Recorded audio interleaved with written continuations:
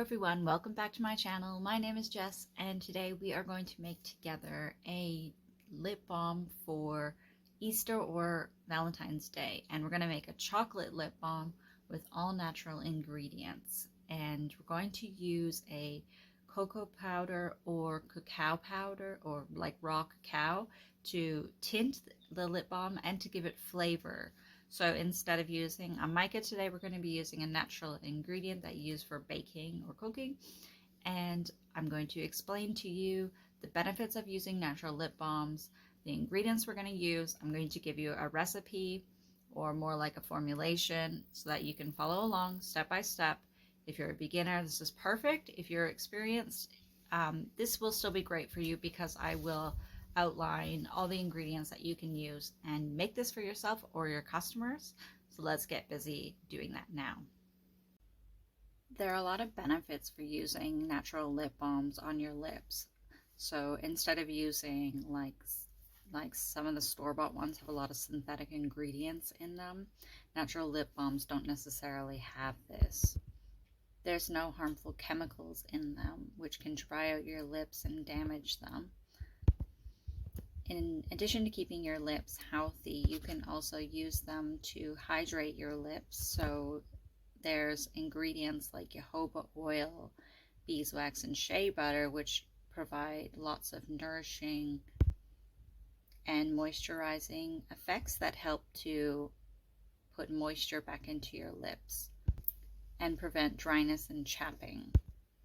And of course, nourishment. So we're going to use vitamin E and shea butter and jojoba oil, which have a lot of nourishment like ingredients to put like vitamins back into your lips and make them look really great. Let's go back over to the work table now, and I'm going to show you the different ingredients and why they're beneficial for your lips.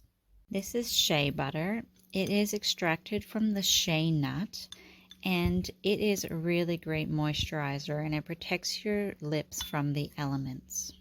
This is beeswax. This is yellow beeswax that is unrefined. It is a byproduct of honeybees. This has been processed into little granules like this, as opposed to a large block which you have to shave off, and it's really difficult to work with. I like to buy mine already in little pastel, like little granules like this, and it provides a natural barrier between your lips and the external environment, providing extra protection for them.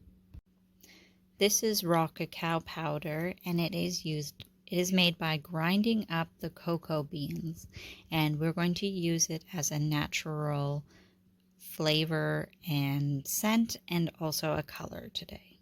This is castor oil. It is made from the seeds of the castor plant, and it is used to soothe and relieve dry, chapped lips. This is vitamin E oil. It is a natural antioxidant, and it is used to prevent free radical damage. It is also used to help preserve the oils and butters in your formula. It's very thick, and you only need a little bit of it, so get one of these little plastic pipettes to help yourself dispense your vitamin E oil into your product.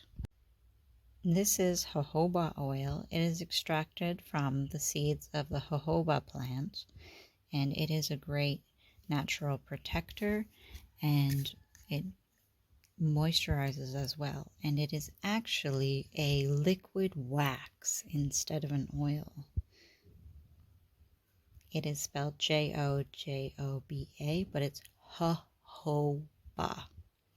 Now I'm going to walk you step by step on how to make the lip balm, and I'm going to show you what I use to make my lip balm, package it, and give you any tips and tricks along the way. First, gather your ingredients together. So you're going to need shea butter, beeswax, vitamin E, cacao powder, jojoba oil, and castor oil. With a small precision scale, put a clean beaker on top. You're going to want to get yourself a small spray bottle and fill it with alcohol. This is a 100% alcohol, but a 70% isopropyl will work as well. You're going to want to spray inside your beaker, and then we're going to rub it with paper towel. Always have a roll of paper towel nearby that you can quickly grab and rub out. Now, if you're making this for customers, you need to make sure that you are gloved up and using proper safety procedures. For yourself, you can use your bare hands, but just make sure that you always sanitize your equipment so that you're not getting microbials in it, and sanitize down your work area, including whatever you're using to mix and melt. So I'm going to be using my magnetic stir. Place your beaker on top of your scale. Turn your scale on and ensure that it reads 0 when you go to add your first ingredient. If you turn it on and it says 0 and then you put your beaker on top, you'll notice it says the weight of the beaker. So push tare on your scale to make the numbers go to 0. Grab your beeswax now and weigh into the beaker 20 grams of beeswax.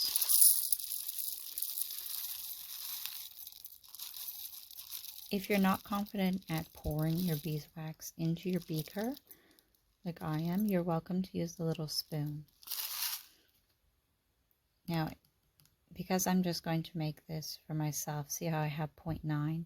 You can, if you want to be really, really picky, knock out a few granules, but it isn't really necessary to be that specific with this recipe. It's not like we're making something that if you have like 0.06 of a gram extra of beeswax, it's going to be fine. Now I'm going to add in my magnetic stirring stick. This is a magnet that simply will attach to the bottom of this hot plate, which heats up. So when you turn this on,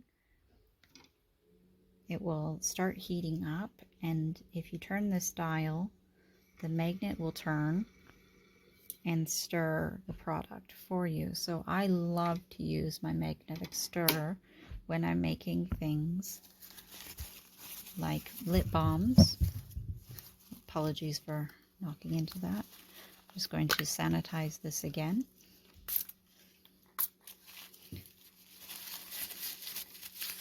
And I'm going to pop it into my beaker. Now, as the beeswax melts, this will go to the bottom of the beaker and it will work. When I turn it on, it will spin and mix the product for me. I really love my magnetic stir for making lip balms, and if you don't have one, consider buying one. I bought mine on eBay for $80 and it was a wonderful investment. Let's tare our scale after the beeswax is added to it, and I'm going to add in my oils now. So let's start with castor oil and shea butter. So I want to heat up the oils with the beeswax and then add the shea butter after they're heated up, so that I'm not melting the shea butter too much at too high a temperature and then creating little granules in it. So let's add now 9 grams of castor oil. When you use a precision scale and measure ingredients on it, as opposed to using tablespoons, you get a much accurate measurement, and you can precisely recreate this formula or add and subtract as necessary. So for example, if this lip balm was too soft after you made it, you can then go and add more, or too soft or too hard, and you can add more or less beeswax to the formula to improve it. Whereas if you're just using tablespoons, you really don't have as accurate measurements over it, and you don't really know what's going on as accurately as you should. Sometimes scales can be a bit tricky on you, so just watch them that they don't add more numbers. Next, we're going to do jojoba oil, and we're going to do 20 grams of jojoba oil into the beaker. I did it again. Did you see that? It was at 0.04. before I started. Always keep paper towels nearby, so as you're pouring, when you make a mess, you can just quickly wipe it out.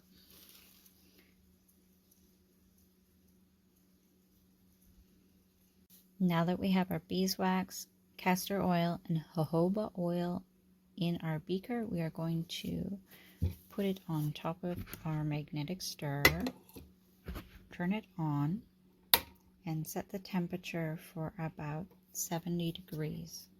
So to do this, mine has a little button that says set. I'll show you how to do this. We push set, and it says what it's at. We're going to put it down until it gets to 70 degrees. Too fast. And then I push set. Now it will increase in temperature, and then it will melt the contents of the beaker as it does so. If you don't have a magnetic stirrer like I do, what you need is a large bowl and a large pot that the bowl fits into.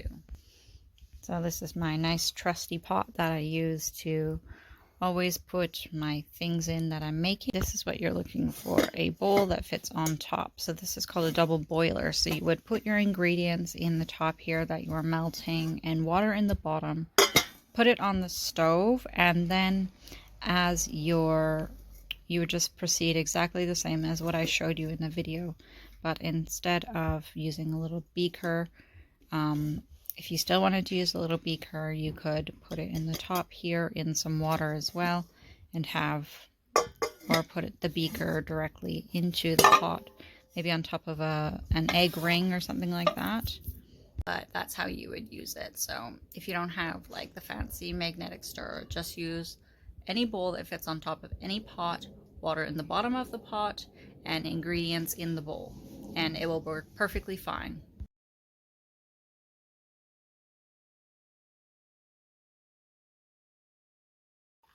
Now you can see that our waxes and oils are melted, and what we're going to do now is we're going to measure out our shea butter.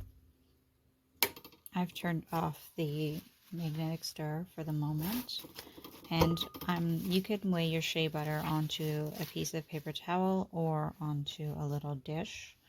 I'm just going to do it onto a piece of paper towel, and you need 30 grams of shea butter.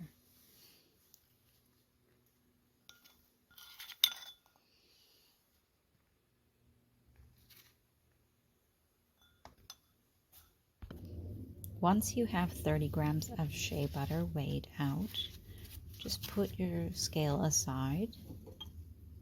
Take your beaker with hot oils and butters, hot oils and waxes, I should say, and pour the shea butter into the beaker. What we want the shea butter to do is melt without it getting too hot. So I'm going to put this back onto my precision scale, my magnetic stirrer now. Move that so you can see. I'm going to turn it back on, but this time I'm going to turn the temperature way down and then just let it stir.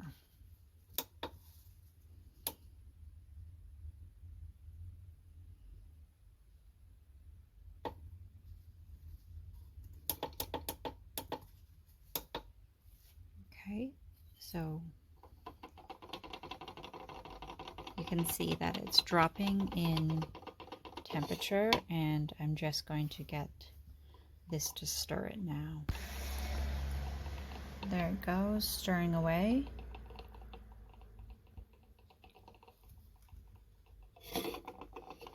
Melting.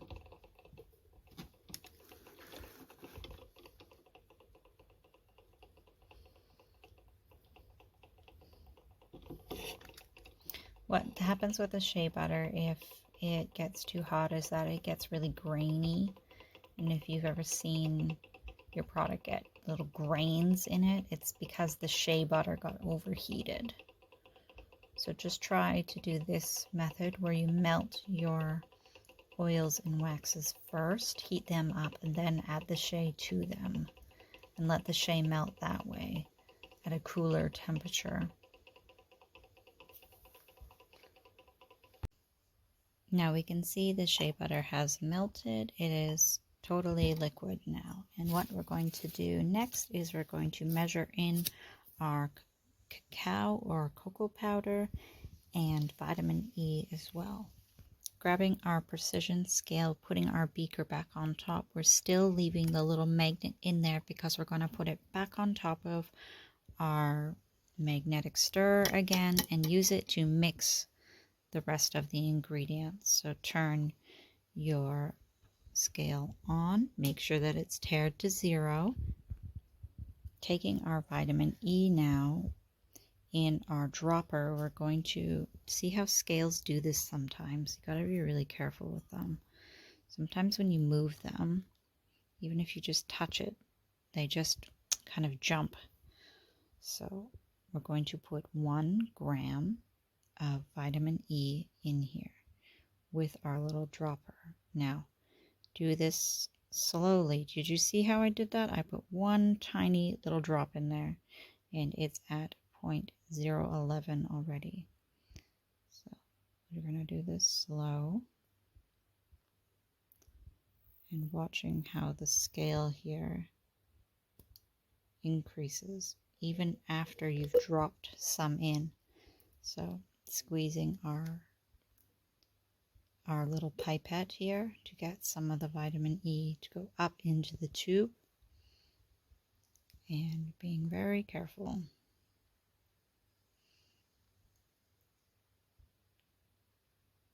You don't want to add too much vitamin E, and you don't want it to go over. Taking a fresh spoon from the kitchen, spray it down with your alcohol. I wiped down the spoon with paper towel. I'm turning my scale on, making sure it's tared to 0. Very good. Now I've got this is raw cacao powder, and I'm going to add 20 grams of it. So this step's pretty simple. You scoop it up, carefully add it to your beaker, and weigh out 20 grams. Just watch your scale.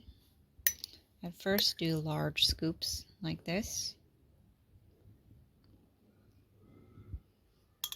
and then check out your scale here. Let's turn this on and stir it. Now what we want to do is just incorporate this together, and this might need a little bit of help.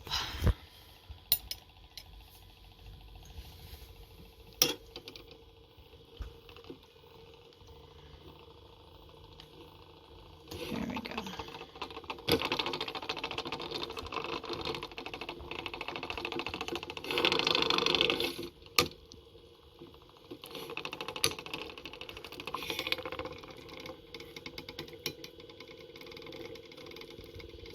Oh, look at that chocolatey deliciousness. Use the back of your spoon to press out the clumps that are in cocoa powder. Really clumps up. So use the back of the spoon to push out the clumps. As you could see earlier, I was using my spoon here to stir it up because it wasn't strong enough for the magnet. And what I'm doing now is I'm just melting it a bit because it's gone a little bit too solid for what I needed. And we're going to look at now tins to package this in. You could also use tube like this if you wanted to and pour the lip balm into there, but I'm going to show you how to use tin. These are small little tins, and what you want to do is just open them up and lay them out with the lids right beside them, because sometimes when you get tubes like this, if you just throw them all in a pile, the lids don't fit on certain ones properly. But if you just put them right beside each other, what you're going to end up with is that the lids will fit perfectly onto the tins, and you'll get a product that works really well. I mean like the container will seal up properly is what I meant. Now, once you've laid them out, again, take your alcohol and you need to spray out the lids and the tins of each one, getting a clean paper. With a clean paper towel, you just take it and you want to wipe it out to get any dirt or dust or anything out of there so you're not contaminating your end product. And then once this is finished, I'm going to stir up my lip balm once more, and then I'm going to pour it into the tins. Now, if you're just making this for yourself or cute Easter gifts for your friends, you don't need to weigh out the amount in each tin. But if you're making it to sell, what you'll need to do is put the tin onto the precision scale. When it says 0, okay, it's tared to 0, pour in your product from your beaker like this. And then you're going to want to make the weight of the product. Like, for example, I know that these ones hold 10 grams. So I would need to make sure it's just over 10 grams so that I can say on my label 10 grams. So if you're making it to sell, make sure that you record your weight with a scale for each tin. But we are not doing that in this instance, so we're going to just pour. Let's pour this into our tins now. This is quite thick even, I think. I'm going to pour one more, and then I'm going to put it back on the heat again. See, when it gets too cold, it just turns into this thick mass, and it's too difficult to pour. It's a lot easier to pour the lip balms when they're thin and viscous. And then you get this like lip like that. So just use your spoon again, push that back in there. Just wipe this lip off of your beaker so it doesn't start dripping down the side of it and getting all over your equipment. And just put it back on the heat to melt, and just do this as necessary until you've finished pouring out your lip balms. Here are the lip balms. Now that you've made your lip balms, of course you need to try them out. So let's just dip your finger in.